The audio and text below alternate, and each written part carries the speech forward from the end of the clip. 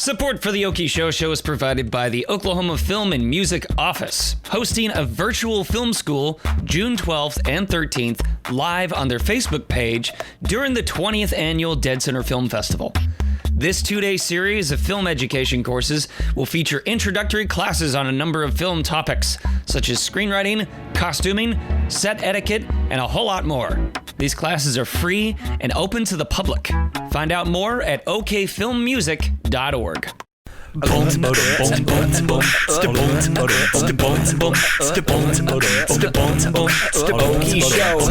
welcome to the podcast that explores the heartlands entertainment industries. I'm Brian. I'm Nicholas. And today we have a guest co-host, Ali Secrele. Did I say the last name right? Yay! I think. Maybe not. I don't know. The co-host seat's very crowded right now. That's right. It's I'm going to make you two. I'm going to find a pool cue. I'm going to break it in half. I'm going to make you fight. okay, Joker. Yeah. Make it fast. You get So- what you deserve. Ali, welcome to the show. You are a local improviser. We do improv together. We do. And talk about it. Yes. And you also do a little bit of stand-up, too. Yes, a little bit of stand-up. Just a teeny tiny bit. She's sitting down right now, though. Right. Just so everyone To sit, to knows. stand. So thanks for coming and hanging out with us. Thank you guys for having me. Yeah. So, Nick, how you been? We just got done shooting a sketch yesterday. Mm-hmm. And it was fantastic. It was a good crew. It was fun times. It's one of those things where you're like, man, my hobby really takes up like 8 hours of my Saturday. Like this, it's stuff we do for fun, you know. Like, and for the listeners, it's for you guys, but it's for us, and it's fun. And just we put blood, sweat, and tears into it. Brian had blood and sweat and tears. I had blood. Okay, so funny thing, we're not going to give away why I'm covered in blood, but I'm covered in blood at one point in this sketch. And then- right now, Yeah, I was like, And still right in now. blood. Yeah, I'm still, it won't come off. we've marked him. Yeah, damn spot. And so I ordered Uber Eats yesterday to feed the crew, and then the Uber Eats guy, I answered the door covered in blood, and he was like, "Oh!" And I was like, "Oh, we're making a movie." You should have just left it. I shouldn't have even addressed No. it. What? No. What, bro? Give me my food. And then I should have called in and been like, hey, you didn't deliver my food. You delivered it to the ghost. Just give him a story for his life. Yeah, this house hasn't ordered food in 10 years. This house doesn't get delivery. This is a DiGiorno house. It's like boobery. Oh gosh. No, yeah.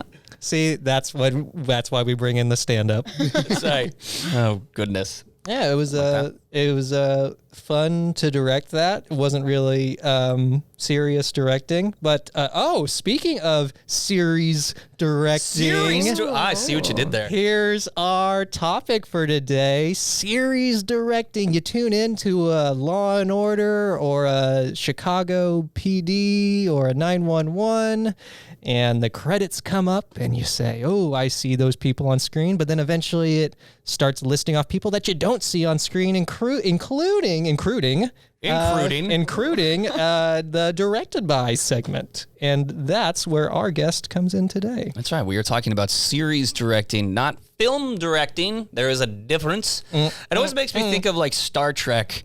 I would hear stories about Everything makes you think of Star Trek. always. In Next Generation, the crew of the Starship Enterprise would be on the bridge, and so they'd wrap that episode, and that director would walk out the door, and then a new director would walk in the door with a brand new script and say, "All right, next episode," and then they'd continue, just soldiering on through the day. And I feel like since it was Star Trek, it would be like the one leaving would go into the tractor beam, get beamed down, and then in that same moment, the other one would just kind of appear there. Yep, exactly. With Vulcan ears. As is the Star Trek directing way. As is the Kirk Goldsberry way. Yes. So Milena Govich, she started off as an actress. She was in Law and Order. My gosh, she was in all sorts of different shows. One of Finding Allie's. Carter.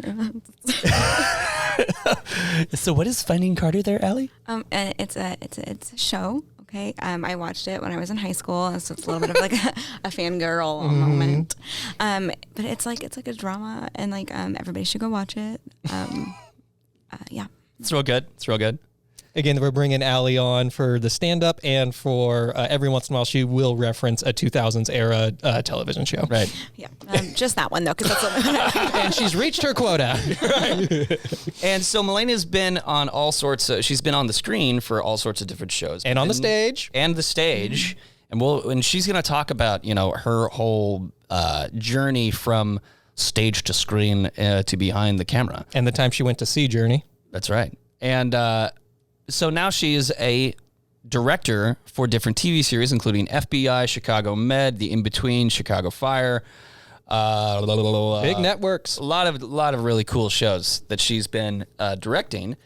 Emphasis on the she has been directing, and we're going to talk a little bit about that. But let's just dive right into our conversation with Milena Govich. Milena Govich, welcome to the Okie Show. How are you, ma'am? I'm doing great. How about you? Doing fantastic. And you're calling in from New York. Where in New York are you?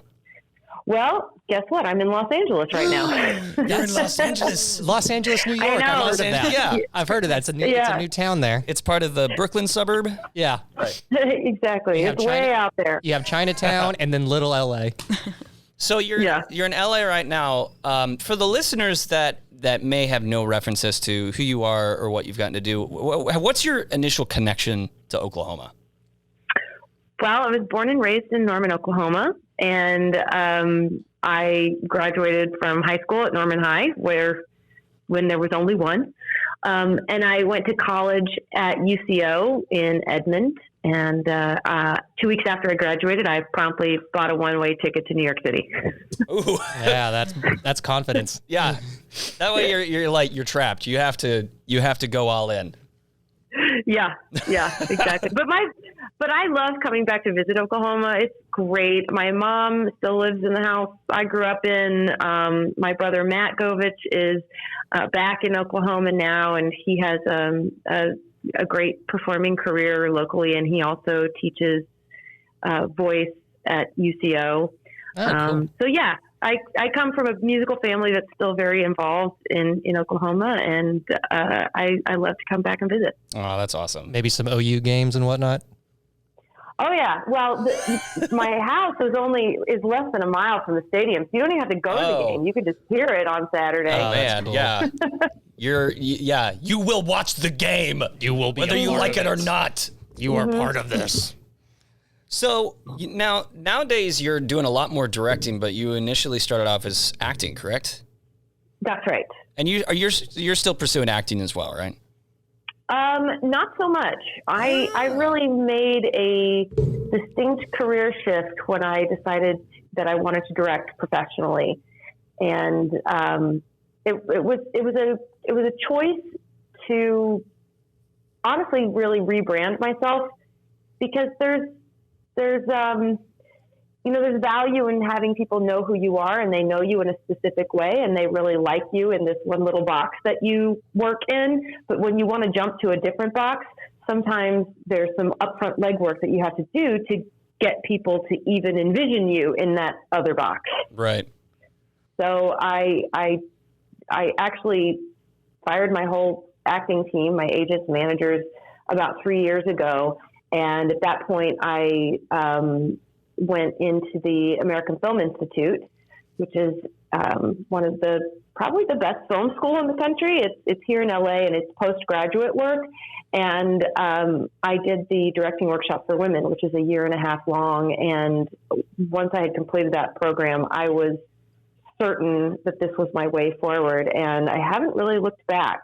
Oh, that's awesome. I do still act when people ask me to, because I still love acting and I enjoy performing very much. I'll sing for benefits or things like that. Or I have managed to do a feature every year as an actor since I started directing. And that's really, friends and colleagues that call me up and say, hey, we're doing a feature. Would you come do this little part for a few days? And I really do enjoy doing that. And when people ask me to act, I generally say yes, as long as I can fit it in my schedule.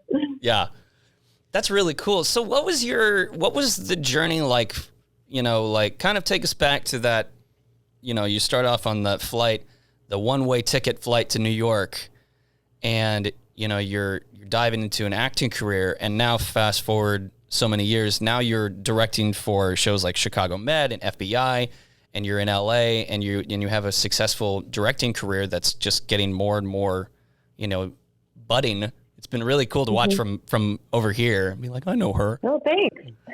But what's that journey been like? Kind of walk us through that process. Well, it's been thrilling and terrifying and exhilarating and crushing. It's all the things. I mean, anytime you embark on a creative career, let's say, it's going to be full of very high highs and very low lows. I think anybody that's ever tried to make their living performing or creating their own work would agree with that. In a nutshell, I'll try to give you the quick rundown of the last 23 years. Yeah, brief summation, 60 seconds. Yeah. Ready, set, go. So I got off the plane in New York, and I started auditioning for musical theater because that's really what I wanted to do. That's why I moved to New York. I mentioned I come from a musical family, so I sing, and I have a classical ballet background. I also play the violin and the piano. I did not get in trouble in high school because I was too busy doing all these things. So I was very fortunate that there was a production of Cabaret at Studio 54, directed by Sam Mendes and Rob Marshall. Oh, wow. And there was no orchestra. The actors in the show had to sing, dance, and act, but also play an instrument to the level of playing the Broadway score 8 times a week, because you also had to be the orchestra. So cool. I showed up with, my opera degree, my violin minor, and my ballet minor, and they were like, "You're in." So you're just one of those gross people who's super talented in a whole bunch of different things. Disgusting. It's super disgusting. Save some of the skills for the rest of us. I know. Well, I start to run all this down, and I just sound like a vampire. How long have you been alive? So anyway, that was my first Broadway show, and I did that for like a year and a half, and I ended up taking over. I ended up understudying the lead role, and eventually taking over the lead role of the show. So that all happened very organically, and that led to other Broadway shows. So the whole first part of my career was music, singing and dancing and acting as well. And then while I was in New York, I started auditioning for film and television as well. And that was another big risk that I took in my career, because the casting directors there and producers in New York, they really see musical theater as separate from like straight acting. And I was always confused. I'm like, how does my ability to play all these instruments and sing and dance preclude my ability to act on camera? I don't understand. Yeah, that's interesting. I don't know what that is. Yeah. So I started turning down some Broadway shows because I really wanted to act on camera. And I put myself into training in New York, and eventually booked my first series regular acting job out of New York. And I acted on shows. Well, my first show was Rescue Me with Dennis Leary, which was about firefighters after 9/11. Yeah, so I did 2 seasons of that show, and then I did a lawyer show called Conviction, and then after that I got offered Law and Order, and I was the only female detective on the original Law and Order series. Oh, that's excellent. Wow.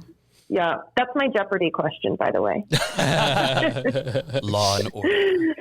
And so then I proceeded to work in television for the last dozen years or so, and I had a really nice career and got to do some really interesting things, but I had reached another point where I was looking for the next challenge, and that's when I decided that it was time to start really pursuing directing. It's something I'd always wanted to do, kind of in the back of my mind, but I always had a very busy career, and so I just never took the time and made the effort to pursue it. But at this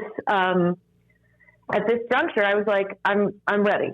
I was on set realizing that I spent half of my energy trying to keep my mouth shut. Maybe it's time to stand up and put your hat in the ring. So that's when I started shadowing directors on the show that I was on, and I shadowed probably 12 or 13 directors there. And then after that is when I came back to Oklahoma to make my first short film, which Brian so graciously helped me out with excellent sound work, I have to say. And that's where we met.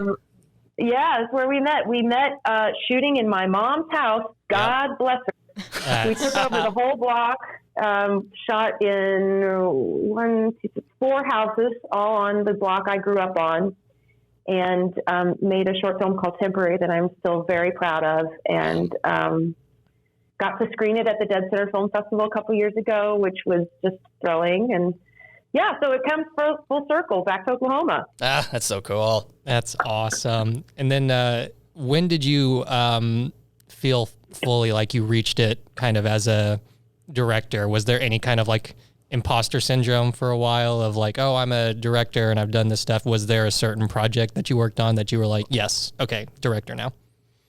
Oh God, I hope to ever get there someday. No, I think we all have the imposter syndrome. Well, frankly, because there's so much to learn. Mm-hmm. There's so much to continue learning. And, you know, I'm fortunate that I've had some director mentors who are incredible people, you know, some that are like in their 70s that still feel that way. They're still learning and growing. And I think that's the key to success in anything. I think as soon as you feel like, oh, I have all the answers and I've arrived and I'm super confident, that's when you start making mistakes. And that's when you kind of become closed off to the inspiration and the creativity around you that you can learn from. So I'm a perpetual student, as you can tell by all these different I love that, though. I think that's so great. Yeah, then you're going to learn the accordion and then, you know, be a painter as well. Just throw all that in there. Yeah, why not? Why not? So I'm always curious, you know, I feel like we are familiar with the track of becoming a film director of, you know, you make your short films and then you get those short films accepted into a film festival, and then those connections lead to your first feature and all that kind of stuff. But working as a director on TV series feels like a slightly different animal, because I always think back of like, it seems like the workflow is slightly different. You're working with a cast that's been directed by several other people. What's that like being a series director and stepping into the director's seat? Yeah, it is different from directing a feature because yes, you are coming onto an existing show where, you know, the cast has already been chosen, the sets are already built, major storylines have already been established. So in TV, they call them guest directors because you're coming in as a guest on the show to direct one episode at a time. I mean, you might return for multiple episodes, but generally you're doing one episode at a time.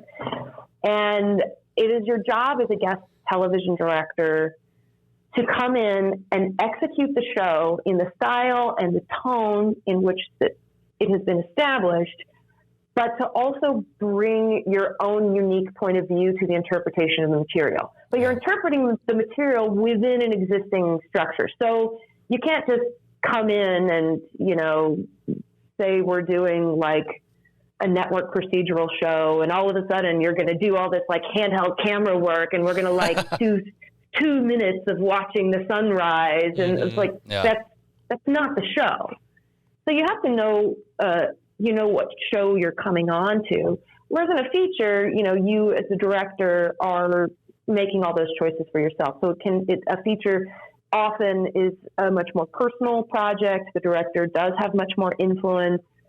And an indie feature, often the director has the most amount of influence or the most amount of control. Once you get into studios and all of that, then, you know, God knows. You got all sorts of cooks in the kitchen. You got a whole theater full of executives giving you feedback and notes and everything. But getting the jobs it's not that different. I mean, you do still need to put forth your work samples, and the two short. I've directed a bunch of short films, but there's 2 primary ones that I use as my work samples, and I still use those to show to television executives to consider me for their shows. Of course, now I've directed a number of series, so the episode of television becomes more of my calling card than the short films. But depending on the kind of work I'm looking to book, you know, sometimes the short films are more what they want to see. So, you know, just because you've started in independent film and doing shorts and things like that, it doesn't preclude you from going in the television direction. They still want to see you, your work, your point of view, your knowledge of camera and acting and performance. And, you know, the shorts are a great way to show that. Yeah. Oh, that's really cool. Now, what kind of advice, you know, because like you were just touching on, you know, as a series director, you're stepping into an already established universe and you're dealing with an already established look and all that kind of stuff. What advice would you give kind of up and coming directors that are wanting to do this? That it seems like kind of the thing that you always hear amongst beginning directors is like, I have my vision and I want to do it my way. I don't know, Nick, would you agree with that? I was about to say, are you quoting me? It's my vision. It's that's what I do every time I say hi to Brian. It's just like, Brian, where's my vision? Or just whatever. Hello, Nick. But yeah, I was going to ask, or actually, you know, he already asked the question. So yeah, let's, what advice would you give? But it's his vision, so it's his question. Yeah. So this is how I envision asking the question. Very awkwardly and everything like that. Well, I would say whether it's your own project or you're coming on to someone else's project to be a guest director, you have to know the material well, and you have to have a take on the material. The execution is going to be a little different, but if you're coming from a film background where you're used to having all the control, even in that scenario, you still have collaborators, right? You're still working collaboratively with your actors, with your DP, with your casting director. You know, you're still getting input from everyone, hopefully. I think the best directors do that. And you're just doing that to a different degree in television. You need to listen to your collaborators. There's going to be certainly things that have they are going to be able to tell you, like the producers on the show, or, you know, maybe your DP are going to be able to tell you, well, this has worked in the past. This stuff has not worked in the past. So let's find the happy medium. So, you know, again, they're both collaborations. You're just collaborating in television with more decisions already made up front. There's still plenty of room for directors to interpret and to bring their own vision to it. But it's kind of like, if you use a musical analogy, you know, you're gonna, if the song structure is a certain way, you know, it's like A, B, C, A, B, that's the structure of it. So you're going to write a song that has, you know, verse, chorus, bridge, verse, chorus. Right. Right. So you're not going to come in and say all of a sudden, oh, it's going to be a symphony, and now it's going to be, it's like, no. Different time signature and key. And reggae. Yeah, right. Exactly. So it's a much more kind of collaborative. I mean, film on its face is collaborative in nature, but definitely it's almost like a relay kind of thing. Where you're taking the baton from the last person and handing it over. John Wells, the executive producer and of ER and, you know, all these giant shows, big deal guy.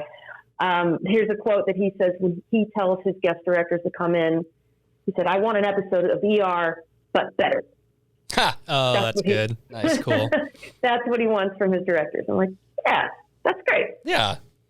So here's a question about the Directors Guild. How important, when you're an up-and-coming director, how important is it to get involved into the Directors Guild when it comes to series directing?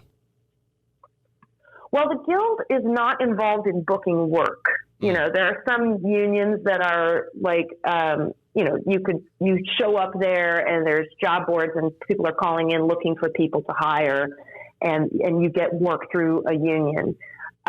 This is a guild, which is different technically, because we are not procuring work through the guild. We procure work through our agents and managers or through our own personal connection. However, the Guild is an incredible resource, and you don't have to be a member to take advantage. In fact, the Directors Guild of America, their website has tons of information and resources on it. There's a YouTube channel for the Directors Guild of America where they post filmed interviews of filmmakers that happened at the DGA. And like, I literally just watched one yesterday while I was doing some work. Leselinka Glatter is an incredible director and someone I truly aspire to be. She did a talk on the craft of the director back in November. I couldn't be there because it happened in LA and I was in New York at the time, but they filmed it. It's a 2-hour interview of her just on YouTube that you can watch. And that's through the Directors Guild. So, and then once you do become a member, then there's great support for you as a filmmaker within the constructs of Hollywood. And, you know, we get our health insurance through there and pension and things like that. So that's awesome. And they protect directors' creative rights as well, which is very important. Very involved in that. So yeah, I feel very lucky to be part of it. Yeah, that's really cool. Now, you mentioned that you also kind of were able to take advantage of some of the programs that are available for young up-and-coming film directors. Could you kind of touch on some of the different programs that there are available specifically for up-and-coming female directors and people of color? And, you know, there's a lot of outreach out there. Yeah, fortunately, there's much more awareness that steps need to be taken to promote diverse directors. Unfortunately, women qualify as diversity, which I think is absolutely insane. Yeah, right. That a gender that's more than half the population is considered diversity. It's tragic, but I think it is super important, and it's great that in the last 5 to 10 years, there's been much more awareness that this is an issue. And many of the studios have started diversity programs. And I participated in the Sony program a couple of years ago, and there's one at CBS, there's one at Warner Brothers, there's one at ABC.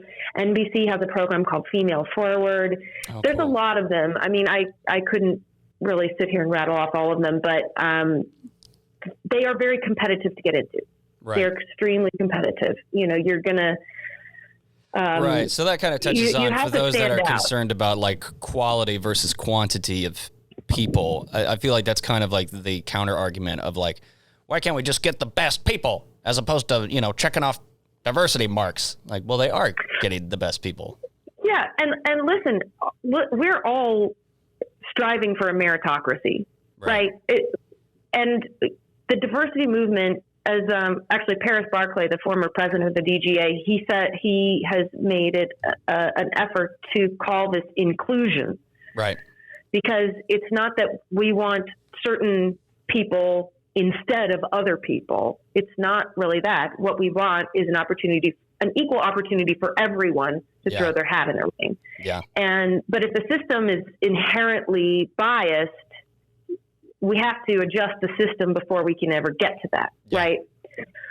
So that's really what these diversity programs are doing, and they're wonderful because they put underrepresented directors on the radar of Hollywood, and there's an advantage to having third-party validation, right? I know people in this business because I worked as an actor for 20 years, so I could write an email to somebody and say, hey, you know, I want to direct, and here's my short films, and I promise they're really great, and I promise I'd be an awesome director. Promise, no fingers crossed. It's very different when the American Film Institute publishes in Deadline, out of, you know, 300-400 applications, we've chosen 8 filmmakers to be in our program this year. Right. And it's these people. Yeah. It speaks volumes more than me just trying to bang my own drum. So they're very useful in that way as well. Yeah, that's really, really cool. And we've also seen kind of an adjustment within the industry since the beginning of the Me Too movement, as far as like female representation and all that kind of stuff. Can you touch on a little bit about what you've observed as far as change goes within the industry since the Me Too movement and how it's kind of progressed us in the right direction? Mm-hmm. Yeah, it's a very, very important topic. Again, change doesn't occur without first making people aware that there's a problem. And unfortunately, it's taken this long and taken some very loud and persistent voices to even get the ball rolling. Yeah. And I'm so glad that it has happened, and it's far, far overdue. I also have to say, personally, I am incredibly lucky to have come to directing at this time, because there are women before me that have been screaming this for decades, literally. Yeah, for sure. And saying this is a problem, with opportunity within the business, also with inappropriate behavior, all of these things. And, you know, as far as like career opportunity, I know that I have had opportunities now that 10 years ago would never have happened for me. Oh, that's great. Were it That's not excellent. for the women before me.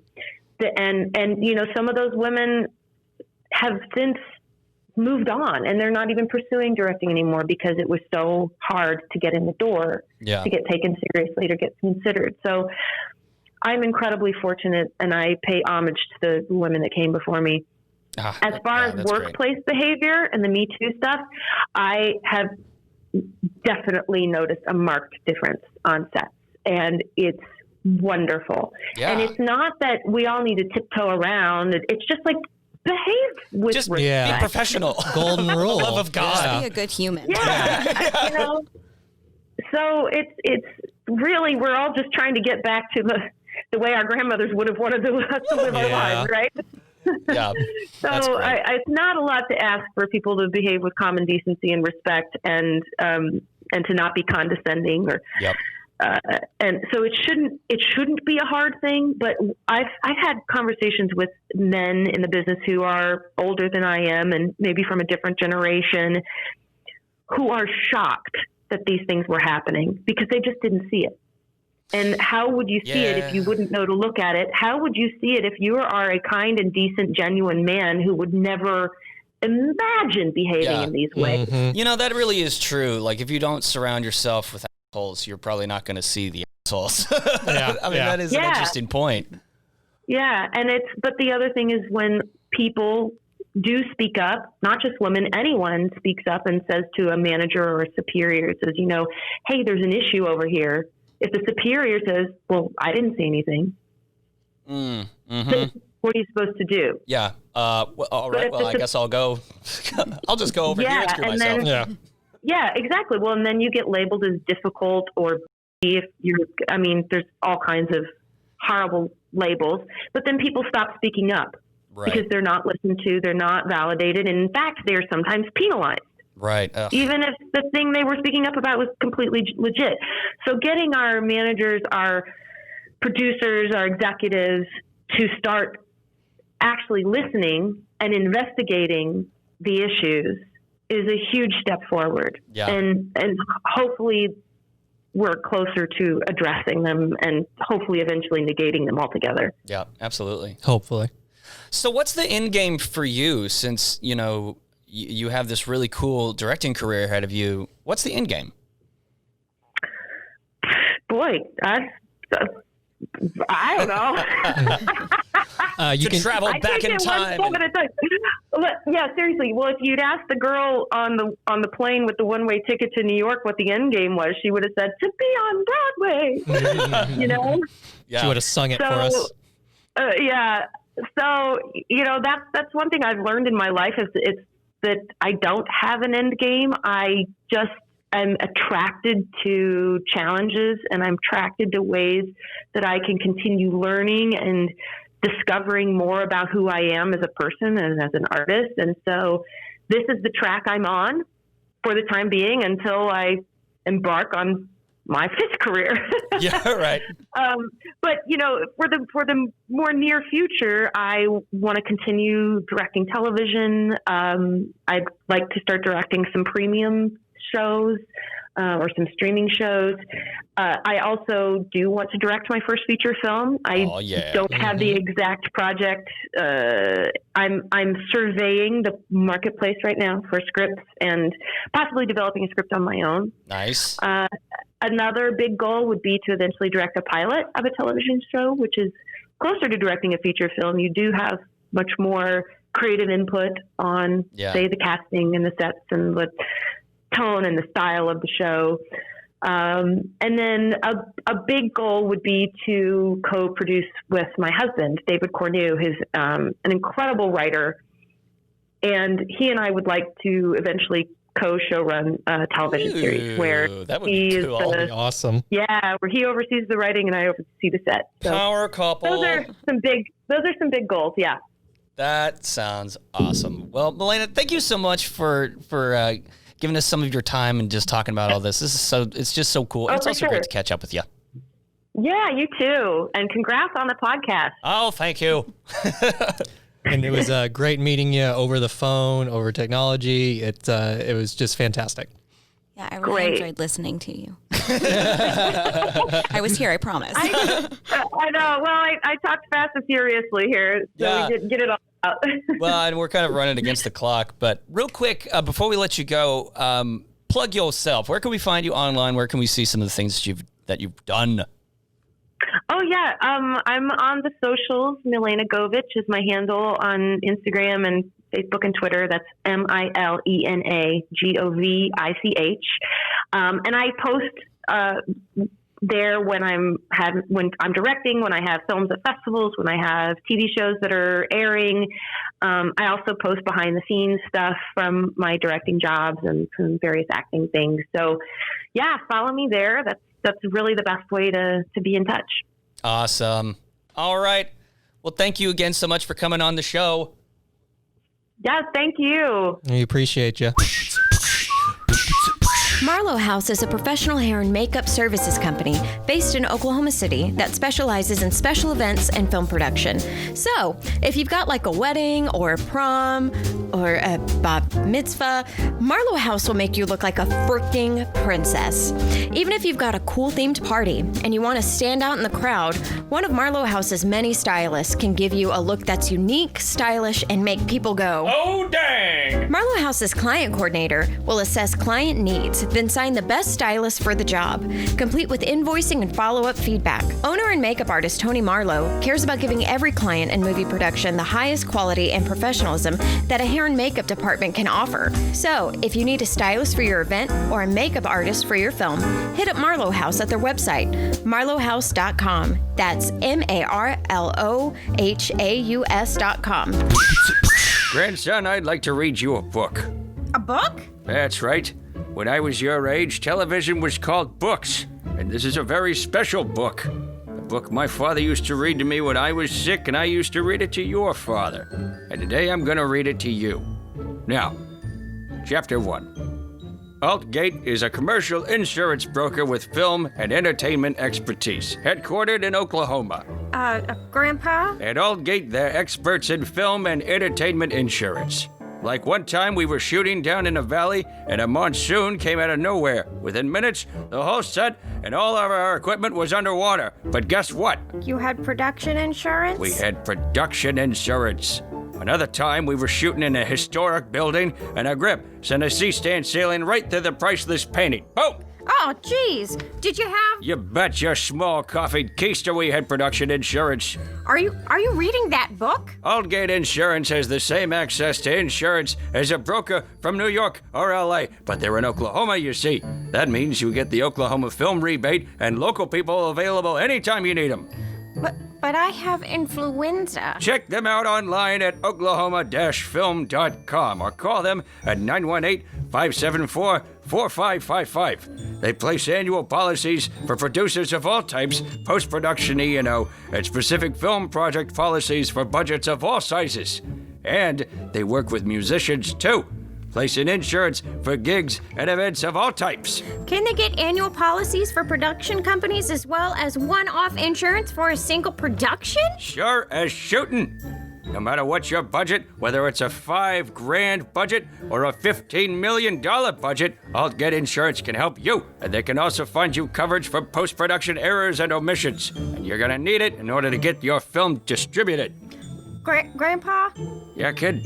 I kind of feel like we should call AltGate at 918-574-4555 for our movie's production insurance. That's 918-574-4555. You're a smart kid, you know that? Oh, look at that. And they all lived happily ever after. The end. Hey, Grandpa? Yeah, kid? That was a weird book. Actually, it kind of felt more like a podcast mid-roll ad. But maybe 2 weeks from now you can read it to me again. As you wish. So Milena's pretty much the coolest person ever. Yes. Like, again, I'm just flabbergasted that she's like, let me go out there with my hopes and dreams. And I was expecting, you know, like an uplifting story of struggle. And she was like, yeah, the first audition I did, I started working with Sam Mendes. Right, And yeah. like, amazing. And it's like, that's incredible. That's so cool. Yes, and like the one-way flight, like Right? I want to That get a takes- one-way flight and just have a great life. Yeah, that takes some gonads, man. Oh, Where is your gonads, Allie? definitely not on a one-way flight. And the whole time when we were talking to Milena, Nick's beautiful bouncing bride was sitting off to the side, and we couldn't help but think that, oh my God, we're talking to Danielle right now. Danielle is So we had also a grossly talented person who can like sing and perform, play with musical instruments and act and do all this stuff. So as she was listening, she just kind of had a look of like, oh yeah, like, I do that too. That's me.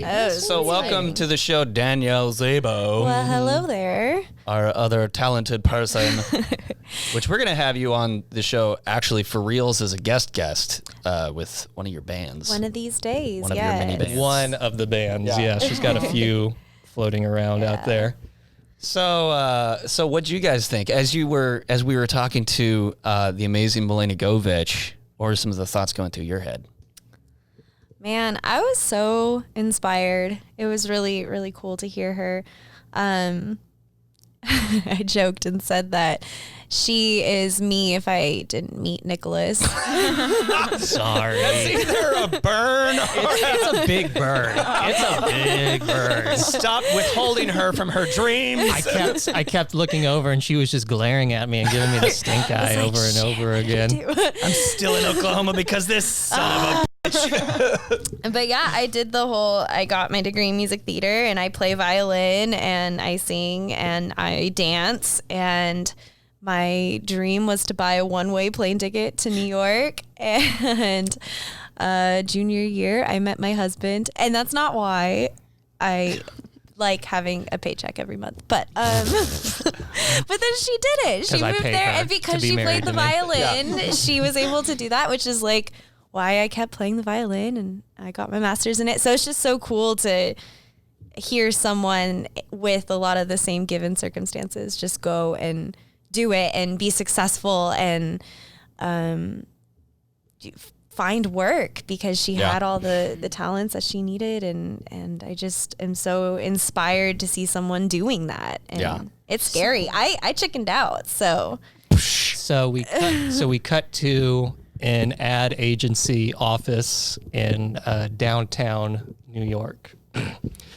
Okay, Denise, thanks for coming in. I'm looking at your lengthy resume here. My gosh, this is like 15 pages. It's whenever we ask for a resume, we don't expect a novel, but we'll take it. I'm trying to be humble here. I could have put like 45 more pages in, but I just... Oh, okay. Because usually, we get two, a cover letter and really? kind of tips and tricks and everything. I really thought for sure people would have like 18 pages at least. No, generally not. But the 9 copies are also somewhat excessive, but it's okay. There's really just two of us. We appreciate the backups. But, Was the laminate like too much? No. This But the drawing was kind of graphic. Oh, sorry. I knew the nudes probably weren't the best. I mean, it is one of your special skills. One of your many, many special skills. a whole see page here. dedicated to special skills. Oh, jeez. Pancaking. I don't even know what that is. I guess we'll jump in. Yeah, let's jump in right there. Why do you think pancaking would help out around the office? Oh, when you make a pancake and you just put it on a plate, that's not pancaking. Oh, Okay. Are we going to list things that it is not first? Yes. Okay. It is not pancaking when you flip the pancake and then put it in your mouth. That is not pancaking. I would have assumed it was. No, and it is not pancaking when you serve a pancake to somebody else. Like, you have to pancake, you know? Okay. 5 minutes into this interview, and I'm already learning things. Okay. Follow-up question. What is pancaking? What is pancaking? Yes, it is throwing a pancake on a wall, and it is art. I did not see that coming. I did not see that coming either, but you know what? Absolutely applicable to the job. I can see. Thank you. I agree. I feel like if I walked down to the Metropolitan Museum of Art and I saw a pancake on the wall, I would probably feel something. Yes. Now, how do you feel like your special skills are going to contribute to the job that you're interviewing for today? Well, considering this job is to run the office and to one day take over your all's jobs, I think that all my Well, I didn't qualifications. find that part on the form. Oh, I did check it on there. Oh, I did. oh, if you you flip know- to- yeah, page. It's in the Yes. it's Yeah, in there the it is. appendix here. Yeah, yeah. Okay, I missed the footnote. It's okay. So when I do take over your job, that'll. Okay, and I'm where everything noticing. applies. And is this your current address? It says here The White House. White House. Yes. The White House. Okay. Wow. So are you planning on commuting for every day to work? Are you planning on moving here? I mean, or- this is Washington State. I mean, that is quite the commute. Yes. Yeah. This is the Washington State ad agency here in New York City.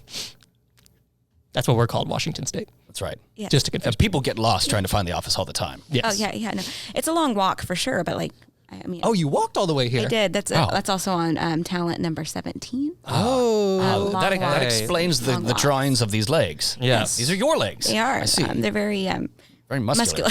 Right. Not to comment on your No, legs no, or no. anything. Very toned. Yes. thank But, you know, we appreciate health.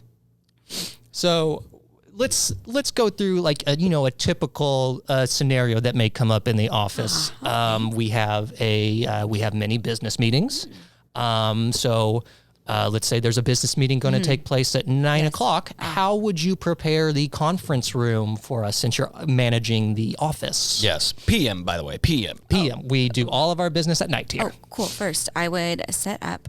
Oh, I would take off skill number 19 Yes. because that would not apply here. That dancing on tables is not for the business meeting. That is for after. Yes, After. correct. Yes, after correct. And then I would go into the business room, as it is called. We're going to need to work on your terminology of everything, but That is one of my only not skills. I see. talking. As Oh, you're I right. flip through these pages. I don't see anything about naming terminology. I'll get it one day. I'm working. we all on need it. to work on something. You know, that is my only thing I need to work on. The day we stop learning is the day we die. You know what? But to be fair, when you're the smartest person in the room, you are in the wrong room. Yes. I mean, literally, you're in the wrong room. Oh, is this not the interview for the? Well, I mean, you caught us while we were sitting on the John, but This is awkward. Yeah, but I figured it would be a good time. Usually we don't do interviews on the toilet. But what I'm glad about, Ted, what I'm glad about being here at Washington State Ad Agency here in New York In New York City, yes. In New York City is I'm just glad that we have innovated this bathroom to include a one stall and multiple toilets in it. that's true. It's true. a three toilet stall. 3 toilet stall. Right. We're all sitting here, pants around our ankles. Again, toned legs. One of us has toned legs. That's right. Bit traffic jammed, but Bit traffic jammed. it's okay. It makes for good introductions when for employment. So far, Are you guys using the stall? Yes, Jim. Sorry. I got you scheduled in the stall for 4. How about you come back in a little bit? but yes, back to the question about how you would make this business meeting at 9 p.m. work. Yes. Oh, sorry. I would go into the business room. Yes. And I would take skill number 25. Yes. Which, if you flip to that page. Yes. Yes, Flipping through the pages. Charcoal painting. Yes, exactly. I would paint the room in a scenery to make it look like bedtime. Get everybody comfortable. Everybody just really ready to relax their minds. And then when they come in, you can kind of manipulate them. I however see. you want. And I see mind control, skill number 35. That one's my favorite skill. That's how you. Mind control and manipulation. Are you mind controlling me right now? There's a reason we're all on the toilet. You know, I didn't even need to go to the bathroom whenever we started this interview. My God, she's good. Exactly. Good. You know what? I got a good feeling about this. I do too, but I'm pretty sure that just means I'm done. And scene. Well, that took a weird turn. Allie, thanks for coming on the show.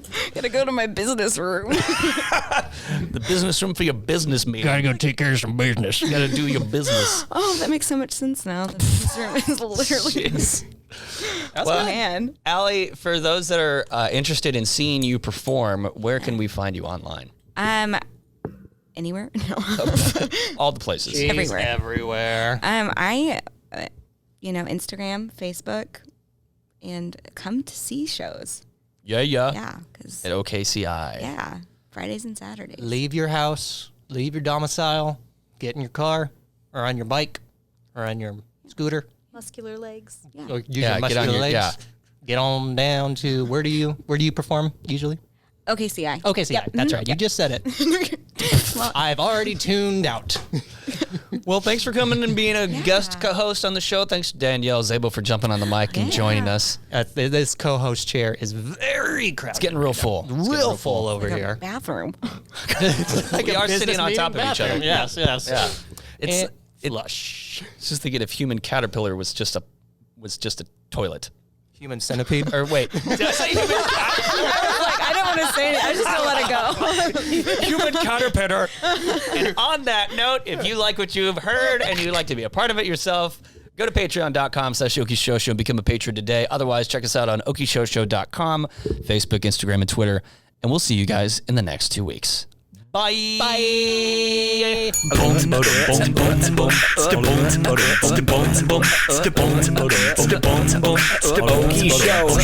The Okie Show Show is a mostly harmless media podcast recorded at Tower Studios in Oklahoma City. Don't forget to subscribe and give us a 5-star rating. If you're a business or industry professional that would like to advertise on the podcast, email info@okieshowshow.com. Rates starting as low as $25.